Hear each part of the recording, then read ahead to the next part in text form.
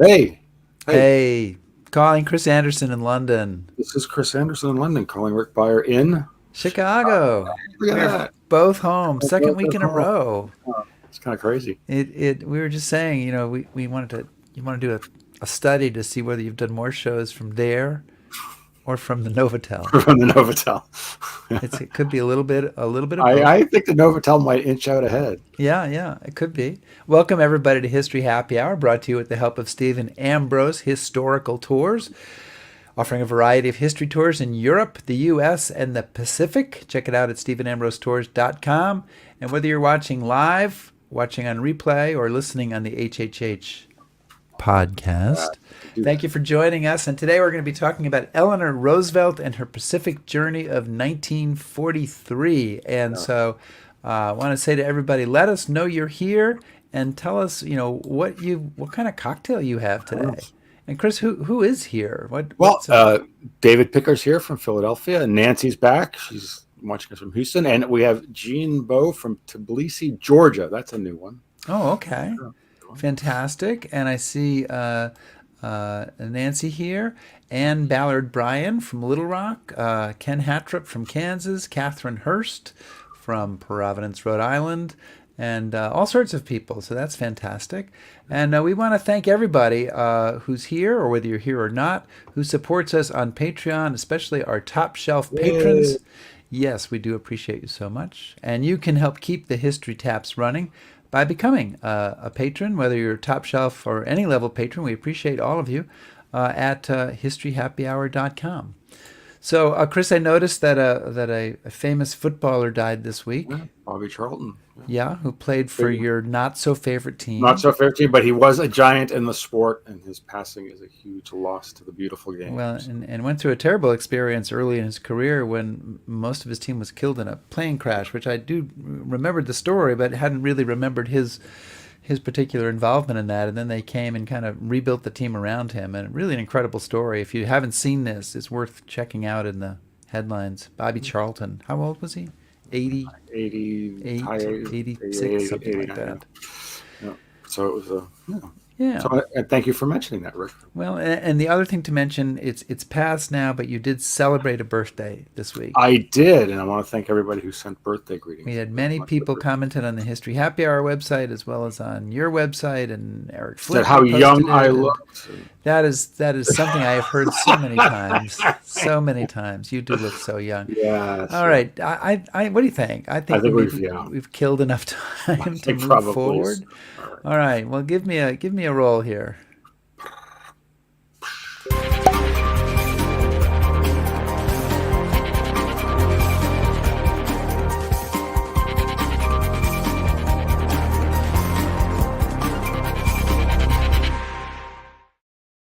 A bar is open. The bar is open. So, Chris, what is on tap today? Yeah, well, this week we're going to be talking about Eleanor Roosevelt, who I think everybody knows that Rick and I are very interested in and big fans of, and we've had other books we've talked about on History Happy Hour, but this one is pretty unique, I think, and it's talking about a really interesting aspect of Eleanor's life. And so we're very pleased this week to welcome Shannon McKenna Schmidt, and she will be talking about her book, First Lady of World War II. But just so you know, Shannon is the co-author or the author of two books, mostly about literary figures. One is Novel Destinations, a travel guide to literary landmarks from Jane Austen's Bath to Ernest Hemingway's Key West, and Writers Between the Covers, the scandalous romantic lives of legendary literary Casanovas, coquettes, and cads. But again, we're going to turn to things presidential. So Shannon, thanks for I doing know those do sound interesting. Well, So now I we have might to have to roll it bring off. them up at some point. Shannon, welcome to History Happy Hour. Did you bring a cocktail today? I absolutely brought a cocktail. Good for you. I have a Manhattan. All right, Oh, Eleanor let's see that. Roosevelt was a lifelong New Yorker, and she Yeah. actually left from her apartment in Manhattan when she set out for the South Pacific. See, so I like that. A drink and a theme. Yeah. What about you, Chris? Good old single malt. Okay. And And you? I confess that I am drinking water today. Oh, I have induced my friends to drink, and yet I am not joining you. after all those pep talks. I thought of saying it was a vodka. Yeah, It's no. seltzer water because I'm trying to go for a row today after the All show. right. So, Shannon, for the benefit of our week and teetotaling co-host here, what made you change? Just to start out, you've written a lot about literary figures, and what made you decide, hey, I think it's time to turn to history and talk about. Well, actually, I looked for a third book idea for a long time, and then that book idea actually ended up finding me. Mhm. And funny enough, I was actually following a thread about Martha Gellhorn, who was Ernest Hemingway's third wife. And that led me to Eleanor Roosevelt, a collection of her columns called My Day. And I got interested in reading her columns, and I came across a brief mention that she visited Australia during World War II during a tour of the Pacific Theater. And that immediately caught my attention because I had recently been to Australia and New Zealand. And so the idea actually in a way found me while I was following another path. And I'm so grateful that I did find it, because I spent 4 glorious years with Eleanor on this Yeah. journey. And you're writing books about history now, which is even Right. So welcome to the History Club. yeah, right. We'll have to give you the secret initiation, but we can't do Yeah. that here on the air. We have to wait till another time. So, Eleanor Roosevelt, she's First Lady, and she goes on this trip, and we'll talk all about it. But she's going on this trip to the Pacific, to Australia, to New Zealand. She wants to go to Guadalcanal. It's going to be this big long trip. But she writes to her friend Joe Lash before she goes, and he's actually a soldier who's out there in the Pacific. And she says to him, "I am so uncertain whether or not I am doing the right thing that I will start with a heavy heart." Now, Eleanor Roosevelt is already an intrepid traveler. She went to Britain earlier in the war. She's traveled all across the U.S. She's gone down into coal mines. She's done all this stuff. Why is she starting this trip with a heavy heart? Why is she uncertain? Well, as you said, at this point in her career, Eleanor has been First Lady for a decade. She's famous for her travels. It's one of the reasons she's considered an unconventional First Lady. Very travel savvy, but at the same time, she knows that the Pacific trip is going to cost her deeply, physically and mentally.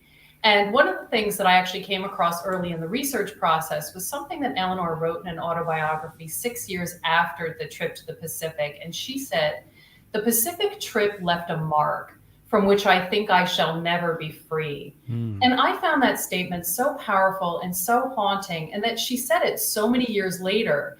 And it really compelled me to uncover what she experienced during those 5 weeks. And it absolutely, she predicted that it would cost her, and it did. She lost 30 pounds while she was abroad. When she came home, she fell into a deep depression. She was haunted by the suffering that she witnessed. She walked miles and miles of hospital wards. She said that one sees the results of the war in the hospitals. And she was very broken up about this generation of young men that was being sacrificed to the war. And I think because times have changed, we forget kind of how remarkable she was and what she was doing. I'm going to add another quote. Rick had mentioned one, but this is one that struck me. This is from the Daily Telegraph in Sydney, Australia.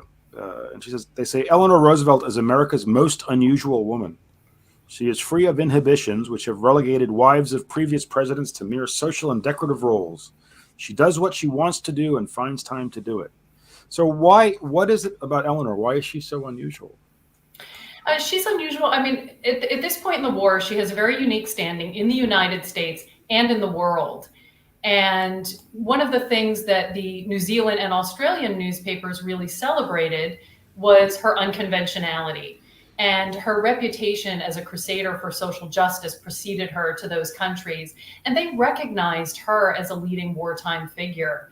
And one of the things that they especially loved is that she was perhaps the only woman at whom Hitler screamed his denunciations. Because for years, Eleanor had been speaking out against Hitler and Nazi aggression, and the Nazis noticed. They threatened her by name. Joseph Goebbels said that Mrs. Roosevelt is shooting her mouth off around the country. If she were my wife, it would be a different story. That was Joseph Goebbels in his diary, Hitler's propaganda minister. So they recognized how unique she was, and they appreciated her presence on the world stage as well. I think one of the New Zealand newspapers called her a great fighter in the cause of the world's freedom during World War II.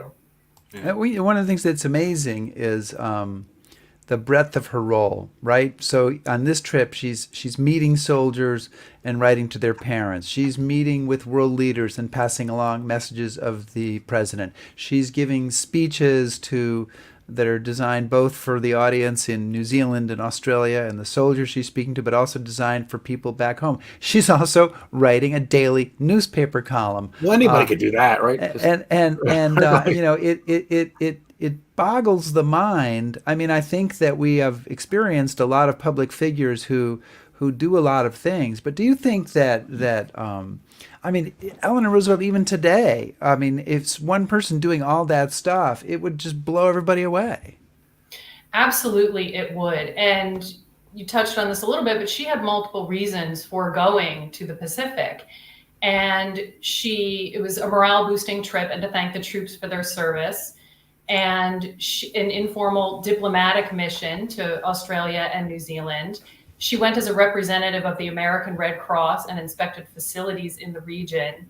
So it was this multi-pronged trip. And also one of the really unique things is not only is the First Lady of the United States in an active theater of war, she's doing something unusual. She's reporting to the president and the home front while she's there. Unusual in that this hadn't happened before and hasn't happened since.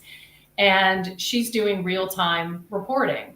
And part of the reason she wore only Red Cross uniforms the entire trip, that's all she packed, no civilian clothing.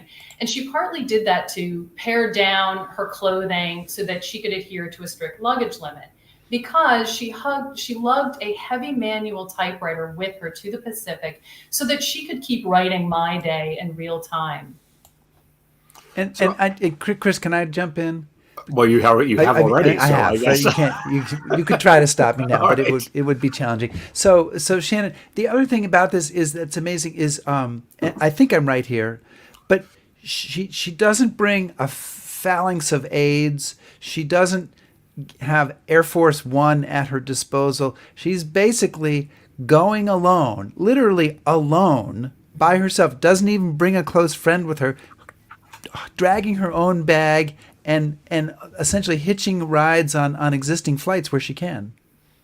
Yeah, absolutely. And that's another reason that the trip took a toll on her as well. 5 weeks she traveled, which is a long time. She went at a nonstop pace. She refused to slow down. And she did not take even her secretary and her friend who often traveled with her. So she is alone, and she was feeling that isolation and being cut off from her loved ones for so long.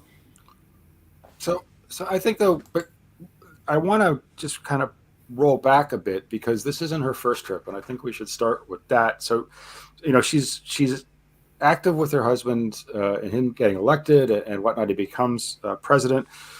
She's involved with some things in the States before America gets into the war, but then we are in the war, and she gets sent to England. So I'd like you to tell us a bit about how that happens, because again, first ladies don't often travel on their own to war zones, and what was the point of that, and what was achieved by that? Yes. So Eleanor, this is in 1942, and she was invited to England primarily to see the war work that women were doing in England, in the United Kingdom, and which was more extensive than what women were doing in the United States at that point. And she did a lot of what she ends up doing in the Pacific. She saw troops. This trip was a little different. She had friends there. She already knew the king and queen. Her son was there. So she went very also hard and fast at a nonstop pace, seeing the war work that women were doing. And I think that this trip to Great Britain in 1942 paved the way for her trip to the Pacific Theater. I think if she hadn't gone to Great Britain, she would not have gone to the Pacific first. Yeah. And but even so, the trip to Great Britain was also arduous, and partly because of what she had done that trip, she knew how intense the Pacific trip was going to be, and that it was going to be, everything was just going to be amped up even more. It was on the road longer, traveling farther at a faster pace, covering more ground, more discomforts. You mentioned before that she basically hitched a ride on a transport plane. She flew commercial from New York to San Francisco, which would not have raised eyebrows. It was not unusual to see the First Lady on a flight. Then she secretly boarded a military transport plane in San Francisco, and the transport plane was bare bones, loud and rumbling. It was unpressurized. It was freezing cold. She's sharing space with supplies and sacks of mail, and she traveled in this plane to and from the Pacific and throughout the region while she was there. Well, but both of these trips, now I'm going to beat you, Rick, so hold on. Both of these trips, and I guess one of the things that strikes me as I was reading the book is that she's going as her own person. She's not going as, the First Lady. There was some of that, but it's, as you read the book, you get the sense that she's doing real work for a real purpose. So I guess, how did that come about? How did Roosevelt say, okay, honey, you this is what I want you to do, for both trips? Because again, she doesn't go, and it's not just like fancy dinners and whatnot. I'm probably paraphrasing, but you have a great quote in the book. There's a British newspaper that says, "Newsflash: First Lady wears out shoes," or something like that. Yes. So Yes. This isn't your ordinary sort of trip. Yes. And the other headline I love from the British trip is First Lady gets tired, shock to reporters. So Eleanor and FDR, they mutually decided that she would travel to the Pacific. And I came across something in the archives at the FDR library that indicated even as early as January of that year, she was indicating that she would like to go to that region. The timing, however, was up to FDR. And Eleanor also wanted to go to Russia and China, but FDR wanted to meet with the leaders of those countries first. So instead, it came about that she went to the Pacific. But they mutually decided that, and FDR was super supportive of her travels. And just in general, from day one, Eleanor was traveling as First Lady from the time she entered the White House in 1933. And she really created for herself this unique role that combined her love of travel, her wanderlust, with her sense of social responsibility. And she decided that she could best help FDR by being his eyes and ears, and by keeping him in touch with public opinion, which she said is the moving force in a democracy. So by the time she goes to the Pacific, this is a 10-year culmination of this rapport even that Eleanor and FDR have over her travels. It was one of the things that kept them connected. After a lot of her trips, including Great Britain and the Pacific, they would get together one-on-one and discuss what she had found. So I love that travel was also a way that kept them connected, her travels. I want to bring in a question from our audience and also kind of build on this, but Wally Morrison says, who looked after Eleanor's security on this trip? Anyone or just the Americans all around? And I would add to that, Shannon, if you know the answer to this, why is she choosing to travel alone? Why not bring a secretary? Why not bring an assistant? Why not bring somebody who can just, you are there to talk to and kind of be with you? What is there a reason that she's traveling by herself? And then, of course, who's looking after her security? Yeah, so she did not take her secretary with her because she wanted to try to cut down on the criticism that she knew that she would receive. And she wanted to go and just take up one seat on a plane, and that's it. So she hoped that would cut down on criticism if she did not take a companion. But everything Eleanor did generated criticism, so she got a lot of criticism anyway. So she realized afterwards she may as well have taken a companion with her. And who looked after her security? Well, the trip was kept secret for the first 10 days as Eleanor made her way through the South Pacific from island to island. And once she reached New Zealand, it was deemed safe enough for the world to know, and they always intended that news would break when she got to New Zealand or Australia. And it's funny because there wasn't so much surprise that she turned up on the other side of the world, but that it had been such a well-kept secret.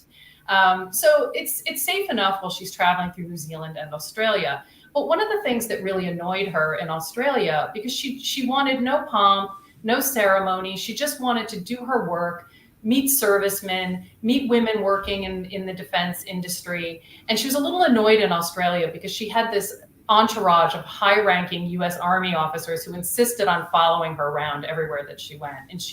And in fact, another funny quote from her Great Britain trip is that an American reporter wrote in a London newspaper, "The best thing to do with Eleanor is to go through the necessary formalities and then just turn her loose, because she could be depended upon to see everything there was to see and meet everyone worth meeting." And I think that she wished that they had done that for her in Australia, but instead these generals are following her, and other high-ranking officers are following her around everywhere. So let's just, as we're talking now about the Pacific trip, let's just as a kind of a baseline, let's briefly, what are the stops she makes in the order she makes them? So she goes to California, right? And then from there? Yes. So she leaves, she flies from New York to San Francisco, commercial. From San Francisco, she goes to Honolulu, just touches down briefly in Honolulu. And she went to a general's home for breakfast. And there was some concern that news was going to unintentionally break there, because a young serviceman had her sign his leave, his pass to get leave. And then he went off on shore leave for 8 hours. So the brass were a little nervous, because if he got picked up being rowdy or whatever, and they found his pass that had been signed by the First Lady, they wouldn't have been able to keep the secret. Right. But the secret was kept. And from Honolulu, she flew to Christmas Island, and then did some of the other islands through the Pacific there, Bora Bora, Viti Levu, which is the main island in Fiji, American Samoa. And she finally reaches New Caledonia, where she runs into Admiral William Halsey, commander of the South Pacific Forces, which was a very pivotal meeting for her. Yeah. You mentioned that her trip got quite a bit of opposition in the media. What is the basis for this opposition? How is her trip characterized? And if you could talk about one of the people involved in that opposition, a name that probably a lot of people don't know today, a columnist named Westbrook Pegler. If you could talk a little bit about Westbrook Pegler and who he is and why he in particular was virulently in opposition, I think, to every single thing that Eleanor Roosevelt did, but certainly to this trip. Yeah, so pretty much everything that Eleanor did generated controversy from her day one that she was First Lady. And a lot of it were the traditionalists who thought that a First Lady should be a proper wife and mother who stayed at home.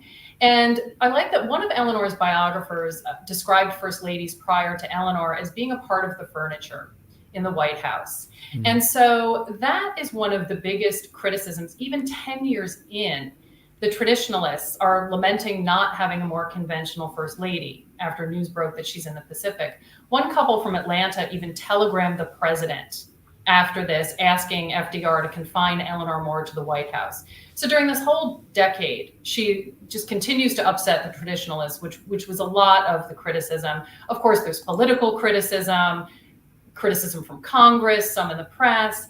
And you mentioned Westbrook Pegler, who was her nemesis from day one. It was also sniping at her, was a way of also sniping at the Roosevelt administration. But he really sharpened his knives and went after Eleanor regularly. And one of the things that I think is neat is Eleanor her first inspection stop was Christmas Island. And the GIs there, rumors were running rampant among the GIs on Christmas Island. They noticed that heightened security measures were being put in place, and they speculated somebody important was coming to visit. And they were expecting a VIP, and yet they were astounded when Eleanor stepped off the plane. And then later on, after news broke about the Pacific trip and they were able to write about it in their troop publication, one thing that they said was that she brought this island of forgotten men very much back to life. And then the other thing they did was they took on Westbrook Pegler by name, and they had Eleanor's back, and they took on her detractors, including him, in their truth publication.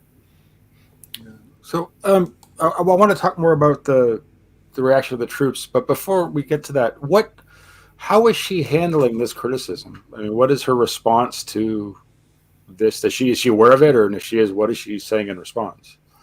Yeah, Eleanor, she's a pro at dealing with the criticism by this point. And in fact, the next year, she wrote an article that appeared in a women's magazine called How to Take Criticism.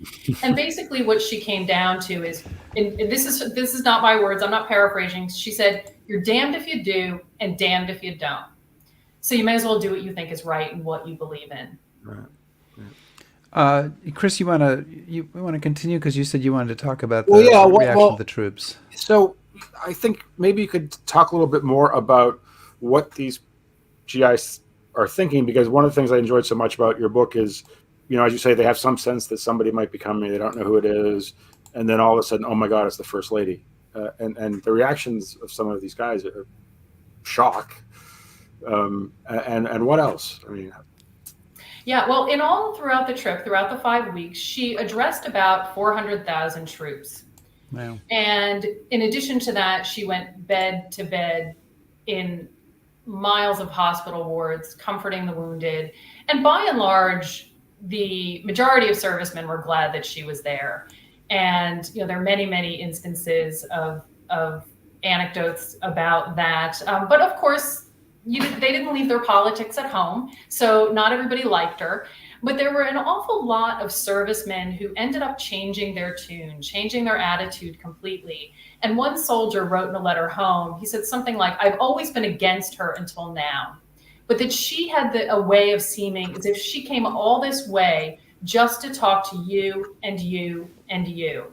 And he wasn't the only one. There were many servicemen who ended up changing their tunes about her after they got to know her. They saw that her motivation was genuine. This was no superficial PR junket or give somebody a pat on the back. And she really did go bed to bed, offering words of comfort or a joke while she was in the Pacific. And the other thing that she did was she kept logbooks of the wounded servicemen that she met. She recorded their name, their injuries, where and how they received them, and information on a family member that she could contact after her return. And she did contact the family members. Yeah.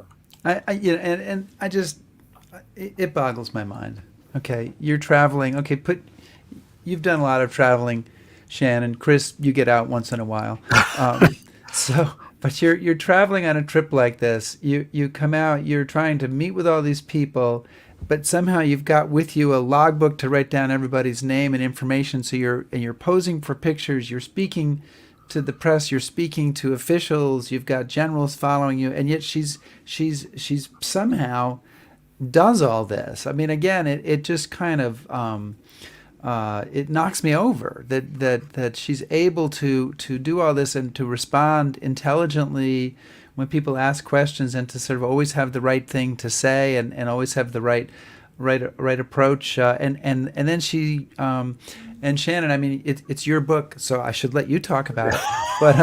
But she'll be they'll be like, Mrs. Roosevelt, why don't you go this way? And she's like, no, I'm going over here. Boom, and she goes over to talk to 3 soldiers or women or some African American service people or something. She's got her own agenda, and so she's putting this all together and kind of trying to do it her way.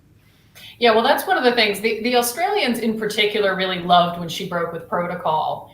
And yeah, she would break away from an official party to go speak with women in uniform that she saw who were members of the Women's Land Army, which was created during wartime to address labor shortages in the agricultural sector in Australia. She walked into a Red Cross club, and the generals who were with her were dying of embarrassment because there were a couple of young servicemen with no pants on. and they were there in like their long underwear or whatever. They were standing in front of a radiator because their pants were being mended. Well, she doesn't miss a beat. She reminds the Red Cross people. She reminds the officers that she's with that she brought up 4 sons to manhood. So she just keeps chatting with these young servicemen who have no pants on, and they're agog that they're talking to the First Lady of the United States. But she doesn't miss a beat, and everybody. So in that instance, the servicemen loved that that she broke with protocol, but that all these high-ranking officers had to stop while she spoke with these 2 young servicemen. So everybody was just loving when she broke protocol. Well, and I think one of the other things that's impressive, and I'd like you to talk a little bit about, is you mentioned Admiral Halsey. So Admiral Halsey, of course, he's busy fighting a war when he's told, oh, by the way, somebody's going to be visiting your theater of operations. And understandably, he says, no. He realizes he can't stop the visit. So he's opposed at first, and he drags her along about visiting Guadalcanal, and maybe we'll talk about that in a bit. But he comes around. And so maybe talk about that transformation and what he thinks of her visit at the start and what he thinks of her visit by the time it's over. Yes, and I think this with Admiral Halsey is very telling about the importance and the validity of Eleanor's trip to the Pacific. When she first arrives at Admiral Halsey's headquarters, he brusquely shuts down the suggestion of her going to Guadalcanal, which was her ultimate goal of the trip. And he tells her, Guadalcanal is no place for you, ma'am. And she's devastated. She leaves for New Zealand thinking that he's never going to allow her to visit Guadalcanal, given this initial reception. He did tell her he would wait to make a final decision until after she visited Australia and New Zealand and returned to his headquarters. And he would see what the status was of a current battle he was overseeing and whether he had the fighter planes available to escort her into Guadalcanal. Eleanor goes and travels for a couple of weeks, returns to his headquarters on New Caledonia, and he tells her that she is going to Guadalcanal. So why the about face on Admiral Halsey's part? And ultimately, Eleanor, she didn't make arguments. She convinced him by the power of her example. And they had spent some time together, her first time in New Caledonia, and then along with reports from other military personnel in the region and a tremendous amount of press coverage, he saw that her trip was genuine. Her motivation was genuine. Eleanor Roosevelt was the real deal. She wasn't like the other VIPs who came through his area and maybe, glanced into a sun parlor at a hospital. He saw that her motivation was real. This was no superficial PR junket. He's also shrewd. If she goes to Guadalcanal and everything goes well, there'll be a tremendous amount of press coverage, and you need good press coverage to keep public approval high for the war and to keep funding flowing. But ultimately, what I think it came down to, is that morale wins wars. And he saw the uplifting effect that her presence had on the troops. Here is this rough, gruff, tough admiral. And he said that what he marveled at most were the expressions on the men's faces as Eleanor leaned over them in their hospital beds. And he knew the importance of that because he also went bed to bed talking with wounded servicemen. And, she goes to Guadalcanal, and the fighting is over with in Guadalcanal, but it's still it's closer to the front lines. It's still a fairly dangerous place. But she visits, and there's a quote of hers I was really struck by, and she is walking through the cemetery. And of course, so many soldiers died at Guadalcanal, and it's filled with graves, and these are basically homemade graves at this point, not the white stones that we're used to seeing now. But she's walking through the cemetery, and she writes, as you look at the crosses row on row, you think of the women's hearts buried here as well. And to me, this was kind of classic Eleanor Roosevelt. One officer called her America's mother, but she has a way of seeing and expressing kind of the emotion of what's going on and really communicating something much deeper to the American public just by being there and writing about it. Yes, absolutely. And she talks about how she often thought about that cemetery at Guadalcanal and how, especially if she heard somebody spewing bigotry, she would think about the cemetery where men of various nationalities and races and religions and backgrounds who once fought together are now laid together in death. And the remarkable thing, as you just touched on, is that she had the means to convey all of this to the American public. She wasn't going to the South Pacific in a vacuum. They saw photos of her walking along that cemetery. She described it in very poignant detail. And at this point in the war, she also felt that the home front was becoming, that they were overly optimistic about the war's outcome and that they were becoming dangerously complacent. There were strikes at war production factories across the country. People were complaining about food rationing and shortages. And one of the things that this trip did was link the home front and the fighting front, reminding the nation that they couldn't give up on their duties until the war was won. And she really impressed upon them the human cost of the war. And she didn't hold back in her speeches and columns and radio addresses that she wrote after she got back.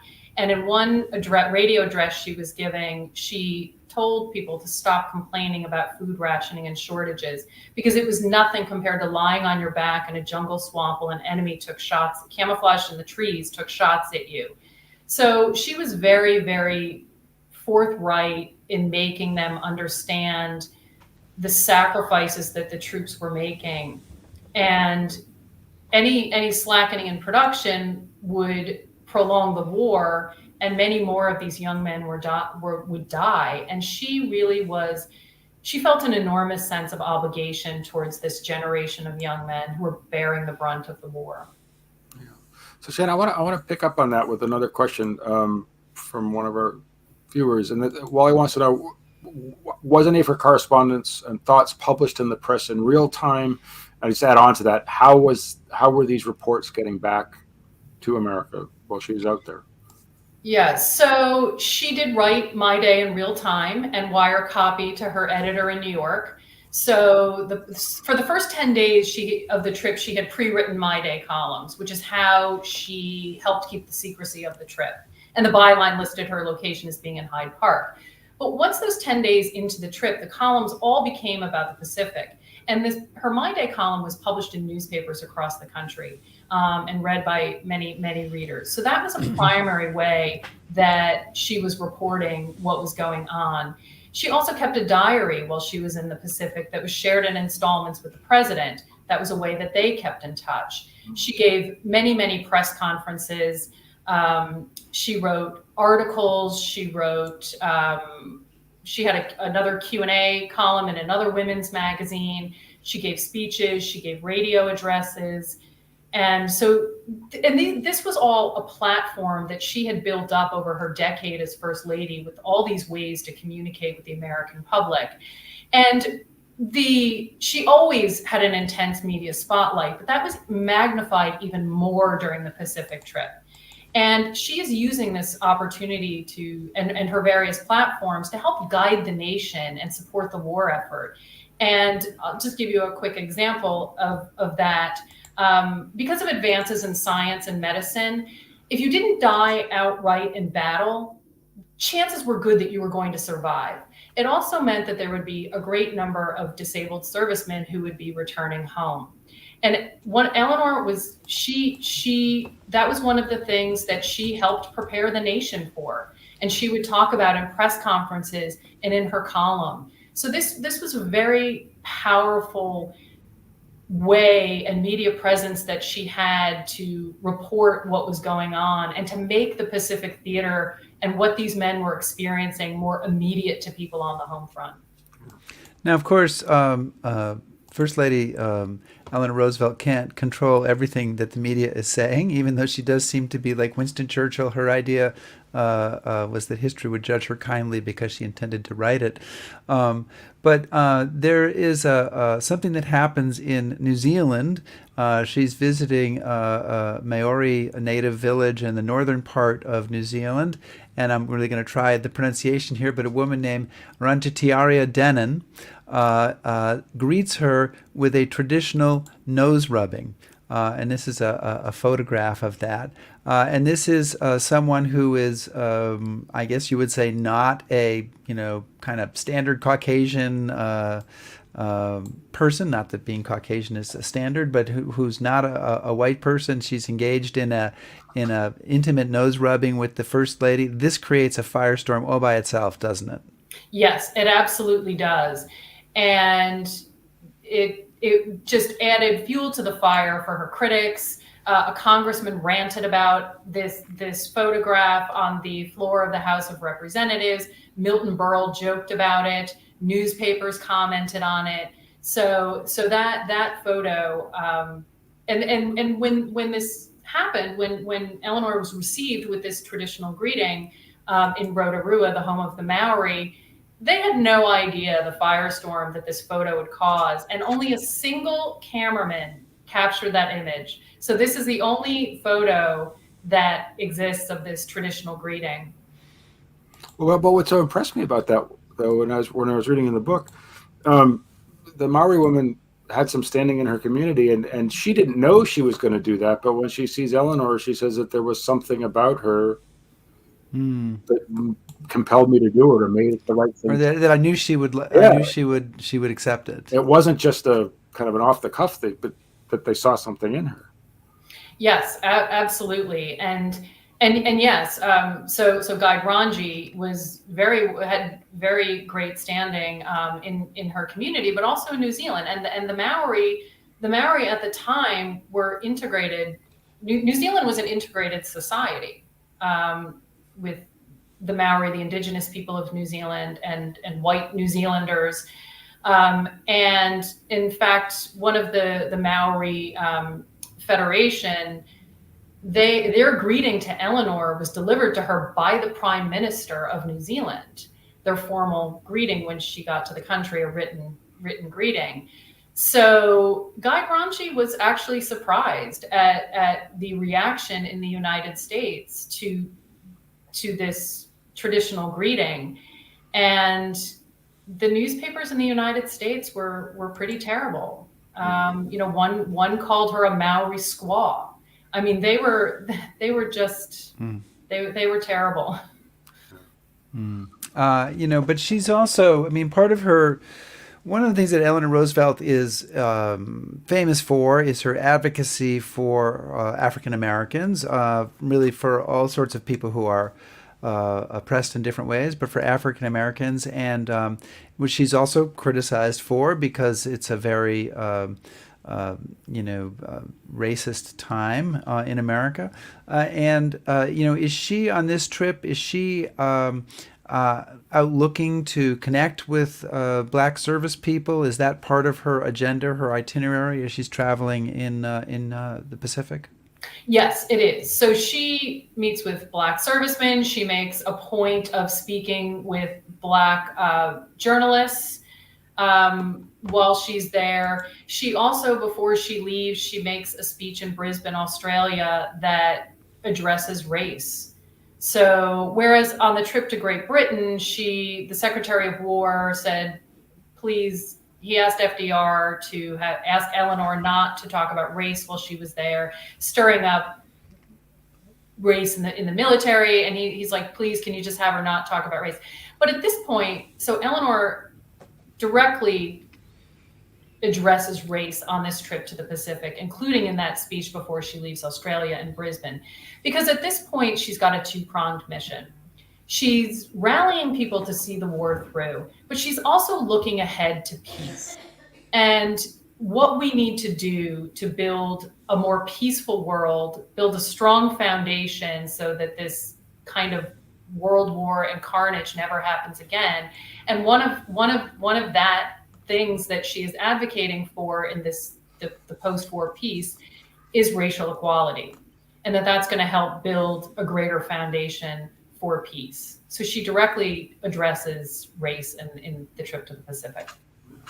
Well, one of the other was surprised, but one of the things, other critical role she seems to play is diplomatic, and maybe you could talk about that. I know, just say that Australia was not too happy with its position in the alliance before she gets there, and what does she do to kind of change that dynamic? Yes, well, Prime Minister Curtin of Australia in particular was had a bit of a testy relationship with FDR and Winston Churchill. And so FDR liked to meet with the other Allied leaders, and Prime Minister Curtin turned down every invitation that FDR gave him to meet, to come to the White House or meet somewhere else. And after Eleanor went, they hit it off. She hit it off with Prime Minister Curtin, and he did accept FDR's next invitation. I think that Australia and New Zealand appreciated the gesture of the president's wife coming all of that way. And Eleanor did have the diplomatic skills. And that was one of the crucial parts of this, and the skills that she had, along with all of her other skills, reporting skills, morale building skills, and things like that. So it was important. And I'm not sure that anyone else had the presence that Eleanor had on the global stage at this time, any woman. Right. And so they really recognized what a historic moment it was for her to visit their countries. And the fact that she did it during wartime made it even more impressive to them. So during this trip, I mean, we've talked about the response of soldiers who met her. We've talked about the response of the media. You talked about how Joseph Goebbels had written about her beforehand and said if she was my wife, I would tell her to stay home. But is there any response from the enemy, from the Japanese, from the Germans, either sort of a propaganda response to this trip, or any attempt to interfere with the trip, to attack a place that she's visiting or do something to disrupt it? Is there any sense at all that the enemy is acknowledging this trip in any way? Yeah, well, Guadalcanal was bombed several nights before and after her visit. And that led Admiral Halsey to speculate whether the Japanese also had code breakers, and kind of indicating that there might be some kind of, did they do it on purpose because they knew she was going to be there? I don't know, because Guadalcanal was, can't say for certain, because it was still being bombed at that point. And the other thing that followed her to the Pacific was she was concerned because there were malicious rumors circulating among servicemen.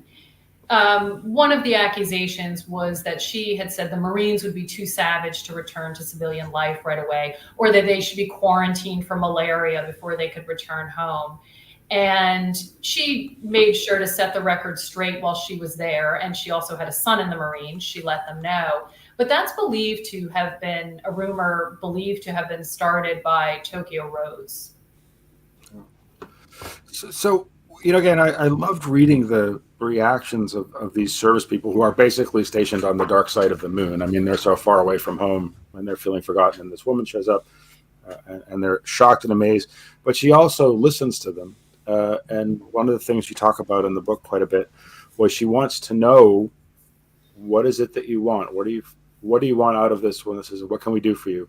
So what is it she's hearing that the soldiers are telling her that they want to have happen after? Yeah, so she took every opportunity to talk with servicemen, and there's just so many photos of her dining in mess halls with servicemen, speaking with the men on the transport plane that she's traveling in.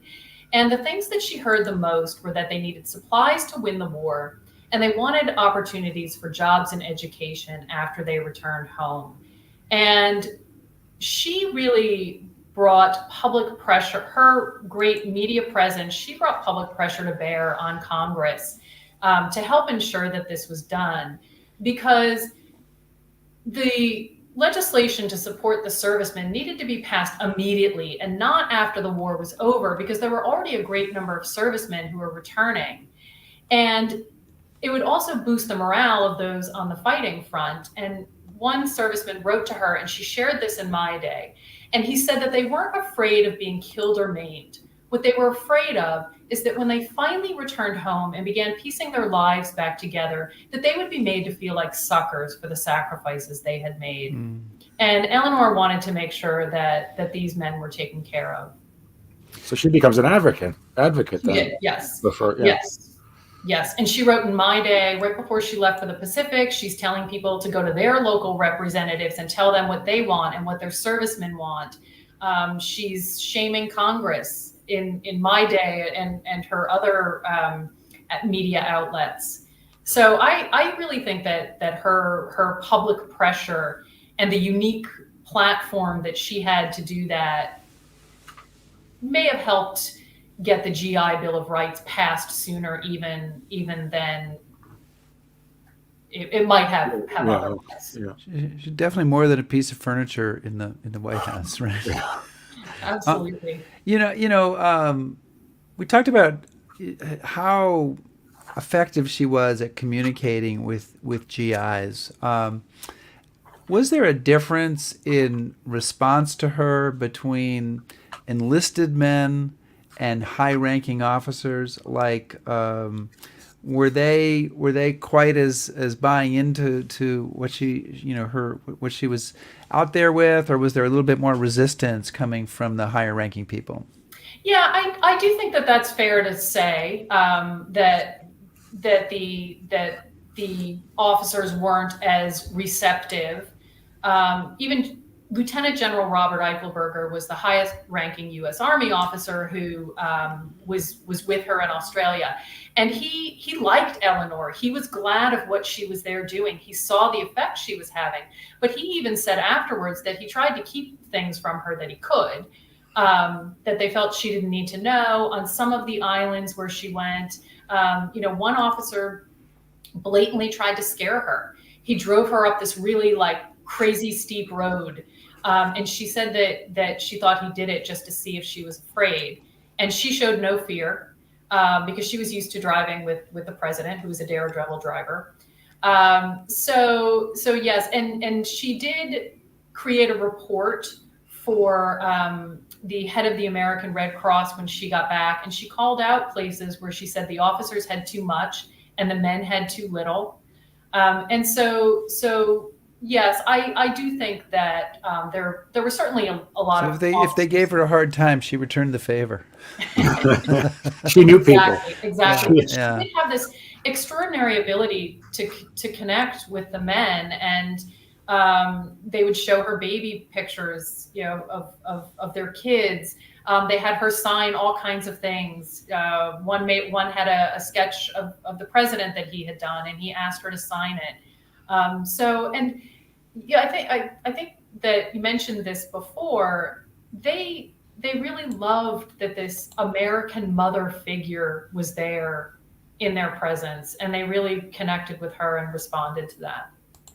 Yeah. So we talked about this a little bit earlier in the show, but kind of as we're getting to the end of the hour, I wanted to revisit this. But you said, or she said, that she was changed by the trip. How would you say the trip changed her, and what impact did it have on her kind of future roles? Yeah, so in the immediate after effects, she lost 30 pounds while she was abroad. She fell into a deep depression after she got home. But she also said that it was going to make her even more determined to see the war through and to strive for peace. And the other thing that I think the seeds of her later work with the United Nations can be seen in this trip.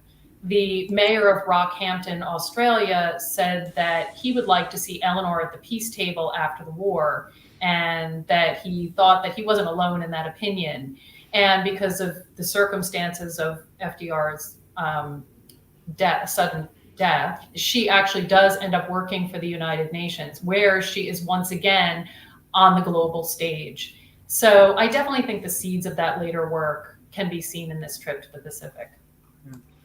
Well, Shannon, thank you so much for joining us today on History Happy Hour to chat about your book. And just to remind people, Shannon McKenna Schmidt's book is The First Lady of World War II, Eleanor Roosevelt's Daring Journey to the Frontlines and Back. So definitely worth taking a look at. Lots of great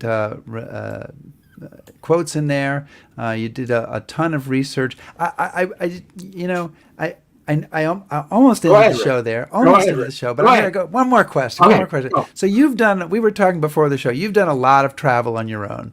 7 years on the road, backpacking, RV. Did you, in the course of the research on this book, did you sort of compare your travels to Eleanor Roosevelt's and said, I couldn't do that? Or did you say, I could do that? I look at this and think I could make that trip and do that. What was your kind of personal response there to her trip as a traveler yourself?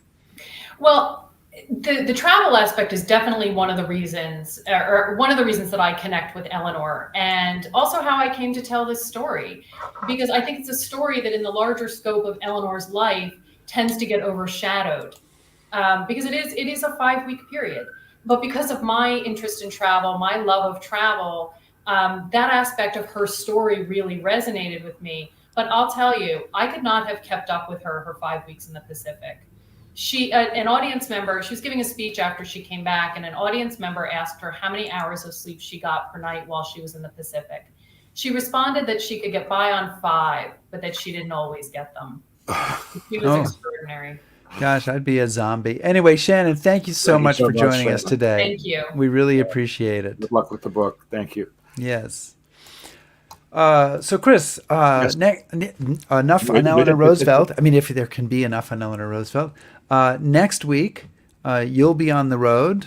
I'll be on the road, and we will present. We all know what that means. Yeah, encore episode with Stephen Rabe, the author of The Lost Paratroopers of Normandy, which was a great story about American paratroopers dropped behind enemy lines on D-Day. Well, they didn't know they were going to be dropped behind enemy lines, but they were. Surprise. They landed way off course, and a unique struggle plays out in this small town with paratroopers, Nazis, and French townspeople, and it's really an amazing story. And what's not to love? Nazis, French townspeople. It's a fantastic. So stick with us for that next week, and in 2 weeks we'll be back again to discuss the Napoleonic Wars. Well, I guess to show you how ahead of the curve we are here.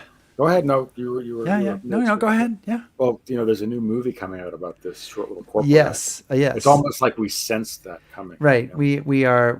Or it may be that the author of this new book sensed that there was going to be a movie and timed his book to come out. I'm fishing for compliments, and you're not helping out. We did a great job. Thank you. Yeah, okay. We did a great job. Anyway, please subscribe to us on YouTube, follow us on Facebook, shout at us on Twitter, listen to our I cannot say.